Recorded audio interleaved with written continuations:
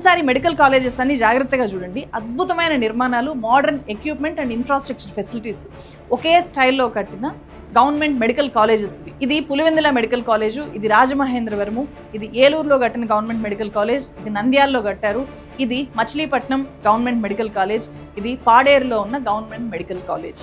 వీటి నిర్మాణాలన్నీ కూడా పూర్తయ్యాయి. ఇవి 2020లో అప్పటి వైఎస్ఆర్సీపీ ప్రభుత్వం కట్టిన మెడికల్ కాలేజెస్. ఇలాంటివి ఏపీలో 2019 నుంచి 2024 మధ్య 17 మెడికల్ కాలేజెస్ ని వైఎస్ఆర్సీపీ గవర్నమెంట్ మొదలుపెట్టింది. ఈ 17 చోట్ల ఈ మెడికల్ కాలేజెస్ వస్తున్నాయి.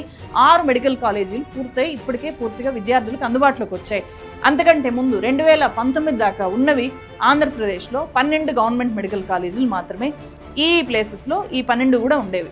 సో కోవిడ్ టైంలో మెడికల్ కాలేజెస్ అవసరం ఏంటి, డాక్టర్స్ నీడ్ ఎంత ఉంది అనేది ఏపీనే కాదు దేశం మొత్తం కూడా తెలిసేలాగా కోవిడ్ చేసింది జగన్మోహన్ రెడ్డి ప్రభుత్వము. ఈ నేపథ్యంలోనే ప్రతి జిల్లా కేంద్రంలోనూ ఒక్కొక్క మెడికల్ కాలేజ్ ఉండాలి అని చెప్పి ఆల్రెడీ ఉన్న 12కు తోడు ఇంకొక 17 మెడికల్ కాలేజెస్ ని ఇనిషియేట్ చేసింది. సో ఇవన్నీ పూర్తయి ప్రజలకు అందుబాటులోకి వస్తే ఏపీలో 29 గవర్నమెంట్ మెడికల్ కాలేజెస్ ఉంటాయి.